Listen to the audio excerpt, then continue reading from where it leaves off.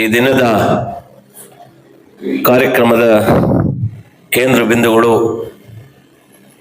ನಮ್ಮೆಲ್ಲರ ಅಚ್ಚುಮೆಚ್ಚಿನ ನಾಯಕರು, ನಾವೆಲ್ಲರೂ ಕೂಡ ಆಯ್ಕೆ ಮಾಡಿರ್ತಕ್ಕಂಥ ನಮ್ಮೆಲ್ಲರ ಜನಪ್ರಿಯ ಶಾಸಕರಾಗಿರ್ತಕ್ಕಂಥ ಸಮೃದ್ಧಿ ಮಂಜಣ್ಣವರೇ, ಮತ್ತೋರ್ವ ಈ ಕಾರ್ಯಕ್ರಮದ ರೂವಾರಿಗಳು, ಪೂರ್ವ ಭಾಗದ ನಿರ್ದೇಶಕರು, ನಮ್ಮ ಪಕ್ಷದ ಅಧ್ಯಕ್ಷರಾಗಿರ್ತಕ್ಕಂಥ ಗೌರವಾನ್ವಿತ ನಾಗರಾಜಣ್ಣವರೇ, ಪಶ್ಚಿಮ ಭಾಗದ ನಿರ್ದೇಶಕರು, ಜಿಲ್ಲಾ ಪಂಚಾಯಿತಿ ಮಾಜಿ ಸದಸ್ಯರಾದಂಥ ಸಾಮೇಗೌಡ್ರೆ, ನಮ್ಮ ಪ್ರಕಾಶಣ್ಣವರೇ, ಪ್ರಭಾಕರ್ ಅವರೇ, ಇನ್ನು ವೇದಿಕೆಯಲ್ಲಿರ್ತಕ್ಕಂಥ ಎಲ್ಲ ಗಣ್ಯಮಾನ್ಯರೇ, ವೇದಿಕೆಯ ಹಿಂಭಾಗದಲ್ಲಿ ಆಸೀನರಾಗಿರ್ತಕ್ಕಂಥ ವಿವಿಧ ಸಂಘಗಳಿಂದ ಆಗಮಿಸಿರ್ತಕ್ಕಂಥ ಗೌರವಾನ್ವಿತ ಅಧ್ಯಕ್ಷರುಗಳೇ, ವೇದಿಕೆಯ ಒಂದು ಮುಂಭಾಗದಲ್ಲಿ ಆಸೀನರಾಗಿರ್ತಕ್ಕಂಥ ಎಲ್ಲ ಗೌರವಾನ್ವಿತ ಕಾರ್ಯದರ್ಶಿ ಬಂಧುಗಳೇ,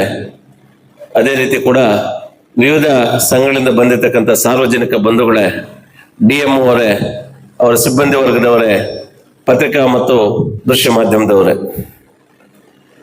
ಈಗಲೇ ಅವರು ಪ್ರಾಸ್ತಾವಿಕ ನುಡಿಯಲ್ಲಿ ಏನೆಲ್ಲ ಅನುಕೂಲತೆಗಳನ್ನು ಒಬ್ಬ ರೈತ ಪಡ್ಕೋಬಹುದು ಅಂತಕ್ಕಂಥದ್ರ ಬಗ್ಗೆ ಒಂದು ಸಂಕ್ಷಿಪ್ತವಾದಂಥ ಮಾಹಿತಿಯನ್ನು ತಮ್ಮ ಮುಂದಿಟ್ಟಿದ್ದಾರೆ. ಆದ್ಮೇಲೆ ಹೈನುಗಾರಿಕೆ ಬಗ್ಗೆ ನಾವೆಲ್ಲರೂ ಕೂಡ ತಿಳ್ಕೊಂಡಿರ್ತಕ್ಕಂಥದ್ದೇ. ಅವಾಗಲೇ ಪ್ರಭಾಕರ್ ಹೇಳಿದಾಗೆ ಒಂದು ನಿಗದಿತ ದರ ಅನ್ನೋದೇನಾದ್ರೂ ಸಿಗ್ತಕ್ಕಂಥ ಒಂದು ಕ್ಷೇತ್ರ ಏನಾದ್ರು ಇದ್ರೆ ಇದು ಹೈನುಗಾರಿಕೆ. ಯಾಕಂದ್ರೆ ರೈತ ಬಹಳ ಶೋಷಣೀಯ ಪರಿಸ್ಥಿತಿಯಲ್ಲಿದ್ದಾನೆ. ಈಗ ಟೊಮೊಟೊ ಬೆಳೆ ತಗೊಳ್ಳಿ, ಯಾವುದೇ ಬೆಳೆ ತಗೊಳ್ಳಿ, ಒಂದು ನಿಗದಿತ ಬೆಲೆ ಸಿಗ್ತಾ ಇಲ್ಲ. ಸಾಲ ಸೋಲ ಮಾಡಿ ಒಂದು ಯಾವುದೇ ಒಂದು ಬೆಳೆಯನ್ನು ತೆಗೆದ್ರೆ ಅದಕ್ಕೆ ನಿಗದಿತವಾದಂಥ ಒಂದು ನಾವು ನಿರೀಕ್ಷಿತ ಮಟ್ಟಕ್ಕೆ ನಮಗೆ ಇದು ಸಿಗ್ತಾ ಇಲ್ಲ, ಏನು ಬೆಲೆ. ಇದರಿಂದ ಬಹಳ ಶೋಷಣೀಯ ಒಂದು ಪರಿಸ್ಥಿತಿಯಲ್ಲಿ ಇವತ್ತು ರೈತ ಇದ್ದಾನೆ, ಬಹಳ ಕಂಗಾಲಾಗಿದ್ದಾನೆ ರೈತ. ಸೊ ಆ ನಿಟ್ಟಿನಲ್ಲಿ ಸ್ವಲ್ಪ ಮಟ್ಟಿಗೆ ಒಂದು ರೈತರನ್ನ ಕೈ ಹಿಡಿದು ಅವರನ್ನ ಒಂದು ದಾರಿದೀಪ ತೋರಿಸ್ತಾ ಇರ್ತಕ್ಕಂಥ ಒಂದು ಕ್ಷೇತ್ರ ಈ ಒಂದು ಹೈನುಗಾರಿಕೆ. ಆದ್ಮೇಲೆ ಇವತ್ತು ಹಿಂದೆ ಒಬ್ಬ ನಿರ್ದೇಶಕರಾಗಿದ್ರು ನಮ್ಮ ಕಾಡೇನಹಳ್ಳಿ ನಾಗರಾಜಣ್ಣವರು.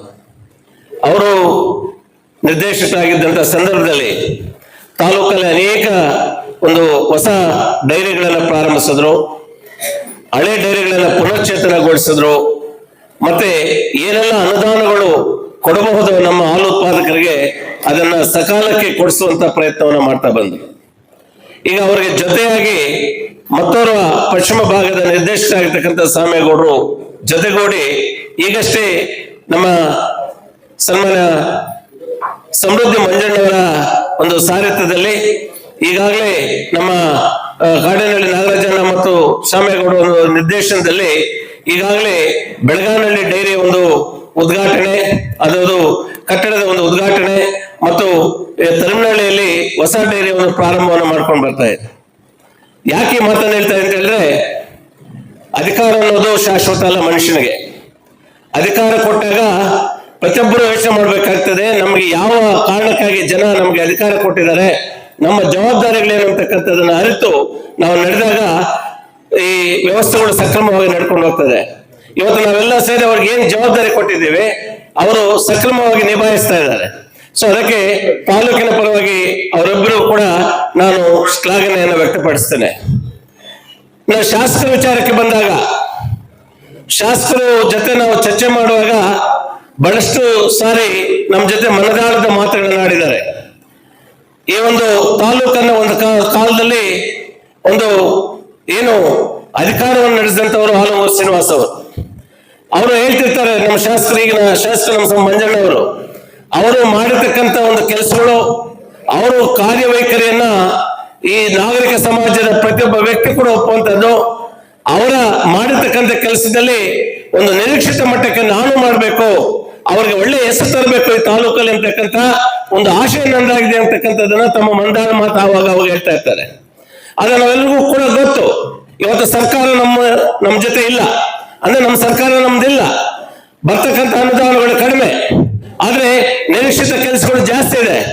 ಸೊ ಅದಕ್ಕೆ ಅವರು ಬಹಳಷ್ಟು ಕಳಕಳಿಯನ್ನು ವ್ಯಕ್ತಪಡಿಸ್ತಾ ಇರ್ತಾರೆ. ನಾನು ಏನು ಈ ತಾಲೂಕು ಜನ ನನ್ನನ್ನು ಗೆಲ್ಸ್ಕೊಟ್ಟಿದ್ದಾರೆ, ಆ ಋಣ ತೀರ್ಸ್ಕೋಬೇಕು, ಅದಕ್ಕೆ ಅನುಗುಣವಾಗಿ ನಾನು ಕೆಲಸಗಳನ್ನು ಮಾಡಬೇಕು ಅಂದ್ರೂ ಕೂಡ ನನ್ನ ನಿರೀಕ್ಷಿತ ಮಟ್ಟಕ್ಕೆ ಅನುದಾನಗಳು ಬರ್ತಾ ಇಲ್ಲ ಅಂತಕ್ಕಂಥ ಒಂದು ಆವೇದನೆಯನ್ನು ವ್ಯಕ್ತಪಡಿಸ್ತಾ ಇದ್ದಾರೆ. ಆದ್ರೂ ಕೂಡ ಇರ್ತಕ್ಕಂಥ ಅನುದಾನಗಳನ್ನ ಎಲ್ಲೆಲ್ಲಿ ಅಗತ್ಯತೆ ಇದೆಯೋ ಅದನ್ನ ಸಕ್ರಮವಾಗಿ ಅಲ್ಲಲ್ಲಿ ಹಾಕಿ ಅವರವರ ಜವಾಬ್ದಾರಿಯನ್ನು ಇವತ್ತು ನಿರ್ವಹಿಸಿಕೊಂಡು ಬರ್ತಾ ಇದ್ದಾರೆ. ಇವತ್ತು ನಿಮ್ಮೆಲ್ಲ ಸಹಕಾರಿ ಬಂಧುಗಳಿಗೆ ನಾನು ಮನವಿ ಮಾಡ್ತಕ್ಕಂಥದ್ದು, ನಮ್ಮ ಶಾಸಕರಿದ್ದಾರೆ, ನಮ್ಮ ನಿರ್ದೇಶಕರು ಇದ್ದಾರೆ. ಬಹುಶಃ ನಿಮ್ಗೆ ಯಾವುದೇ ಸಮಸ್ಯೆ ಇದ್ರೂ ಕೂಡ ಒಂದು ಹೈನುಗಾರಿಕೆ ಕ್ಷೇತ್ರದಲ್ಲಾಗ್ಲಿ ಅಥವಾ ಹೈನುಗಾರಿಕೆ ಕ್ಷೇತ್ರವನ್ನು ಹೊರತುಪಡಿಸಿ ನಿಮ್ಗೆ ಯಾವುದೇ ಸಮಸ್ಯೆಗಳಿದ್ದಾಗ ನೀವು ಯಾವ ಸಮಯದಲ್ಲಿ ಬಂದು ನಿಮ್ಮ ಸಮಸ್ಯೆಗಳನ್ನ ಬಗೆಹರಿಸಿಕೊಂಡು ಹೋಗ್ತಕ್ಕಂತ ಒಂದು ಅಧಿಕಾರ ನಿಮ್ಗಿದೆ. ಯಾಕಂದ್ರೆ ಆ ಅಧಿಕಾರವನ್ನು ಅವರು ಕೊಟ್ಟಿದ್ದೀರಿ, ಅದನ್ನು ಕೇಳುವಂತ ನೈತಿಕ ಹಕ್ಕು ನಮ್ಗಿದೆ, ಅವ್ರು ಮಾಡ್ಕೊಡ್ತಾರೆ ಅಂತಕ್ಕಂಥ ಒಂದು ಭರವಸೆ ಕೂಡ ಇದೆ. ಆದ್ಮೇಲೆ ಇವತ್ತು ಈ ಒಂದು ಕಾರ್ಯಕ್ರಮ ಬಹಳ ವಿಶೇಷವಾಗಿರ್ತಕ್ಕಂಥ ಒಂದು ಕಾರ್ಯಕ್ರಮ.